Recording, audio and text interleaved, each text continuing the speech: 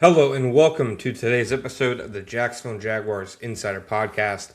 My name is John Shipley. Welcome to today's episode, and today we are giving our final prediction for the Jacksonville Jaguars against the Denver Broncos. Folks, it's going to be, we've set the stakes over and over this week. One of the biggest games of the year, and I don't know, it's a cop-out because you can say about any game, but I could see any outcome for the Jaguars this game. Would I truly, though, in my heart of hearts, and when I look at this game in my head and how I think it will play out,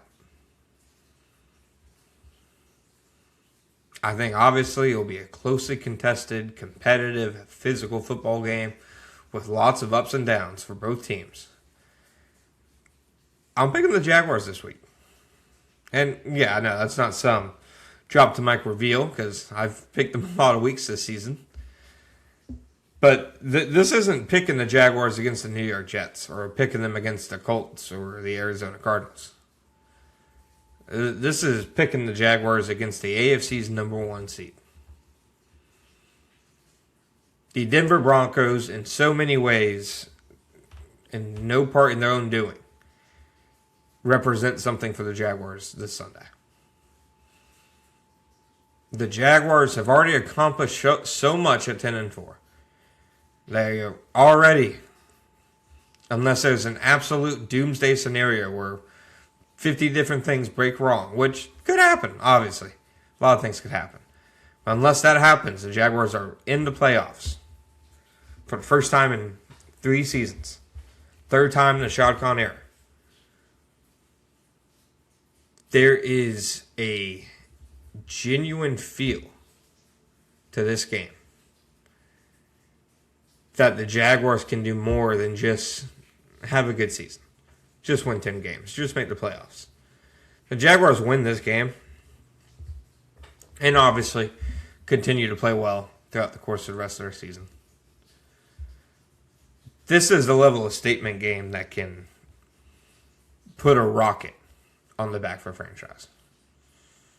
They're on the road, hostile environment, elite team, Super Bowl winning head coach, number one seed in the AFC. And I have the Jaguars winning. I have the Jaguars winning this game 27-24. Biggest reasons? One, I think Liam Cohen and his staff have Trevor Lawrence and his weapons in such a good place from a play calling perspective. I obviously, when guys are executing at the level that Trevor Lawrence and the Jaguars offense has in recent weeks, they can make almost any play look good. But I really think that Liam Cohen, it has been a central piece of Trevor Lawrence's ascent due to his play calling. His play calling isn't what makes Liam Cohen a good coach. Liam Cohen's a good coach because of the way he gets guys to fight for him, the way he sets the tone, and the way he instills a toughness and physicality in the team. He happens to also be a really good play caller. And I think that could the Broncos have some answers for the Jaguars in terms of just being more talented on paper at certain areas? Their defensive line against the Jaguars' offensive line? 100%. Do I think there are definitely areas where the Broncos can and will cause trouble for Trevor Lawrence? No. Obviously I do. No, I don't expect him to throw 6 touchdowns. But at the same time, I think so much of Liam Cohen and the job he's done, not just as the head coach, but as the play caller, that for all the reasons I can see other things slowing down, I don't think that slows down.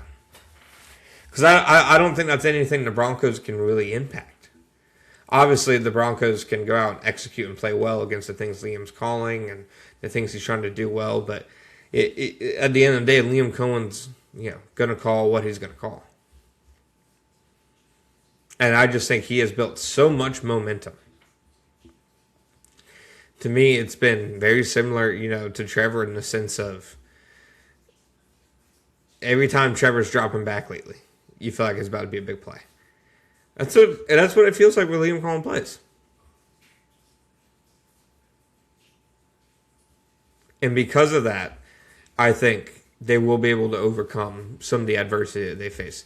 Because there is some adversity. The Jaguars' offensive line has really hung in tough in there all season long. If they play well this game, then I will gladly eat crow. But in games against the best defensive lines they've played, the Rams, the Texans in the last matchup, the Seahawks, against these three elite defensive lines, Jaguars didn't have great performances. Jaguars played better against Houston in Week 3, obviously. But ultimately, I thought that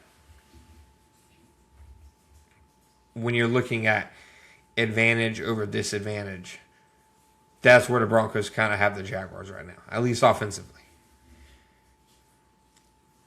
Their pass rush, they just have several blue chippers, guys playing at an elite level right now. And it's not to take anything away from the Jaguars. I'm not saying that they don't have an effective offensive line or their offensive line hasn't had a good season. I just think when you've seen them matched up against elite defensive lines this year, they've struggled. Like most offensive lines would. They're not exclusive to that. But I think this is one of those elite defensive lines. You can make an argument it has the most pass rush juice of any of them. Nick Bonita. Absolutely. Killer first step. Great closing speed on the quarterback. He's, one of the most productive and effective pass rushers in football. On the other side of the ball, some key matchups that we've obviously talked about all week, but one of them, Josh Hines-Allen against Garrett Bowles. I don't believe Garrett Bowles is allowed to sack this season. He's probably, Christian Darrisaw is not going to get it. Maybe Tristan Wirfs gets it. Doesn't feel like Penei Sewell will get it. But the Protector of the Year award. I think Garrett Bowles, you look at his numbers in pass protection, he probably deserves to be in that conversation. So how can Josh Hines-Allen get pressure in one of his toughest matchups this season? How can Trayvon Walker on the other side of him get pressure? When guys go in like Dennis Gardeck, like B.J. Green, DeJuan Smoot, Eric Armstead. How can they win their matchups? Hines-Allen against Bowles, to me, is arguably the heavyweight clash. And there are some big ones. Brian Thomas Jr. and Jacoby Myers against Patrick Surtain is an absolute acid battle. Nick Bonita versus Cole Van Lannon, please. Jonathan Cooper versus Anton Harrison. Zach Allen versus the Jaguars interior. There's matchups all over the place, but that's the one I think that could determine things more often than not. And then, of course, the Jaguars, how will they play against Bo Nix? I've never been afraid to say that I'm not the biggest Bo Nix guy. He played well against Green Bay. There's no denying that, no being a fool. But I just question what Bo gives week in and week out. But the one thing that seemingly he always has is his rushing and scrambling ability. If the Jaguars can find a way to limit him getting out of the pocket and extending those plays, then that's how I see their defense getting pivotal stops against Bo Nix, getting turnovers against Bo Nix. And that's one reason I had the Jaguars win this game 27-24. I think the Jaguars end up winning the turnover battle. I think Anthony Campanile has the right scheme, different looks, pressure packages, etc., to force Bo Nix into some mistakes. And I think this makes sense as a Devin Lloyd interception week. But it's obviously a massive game for the Jaguars.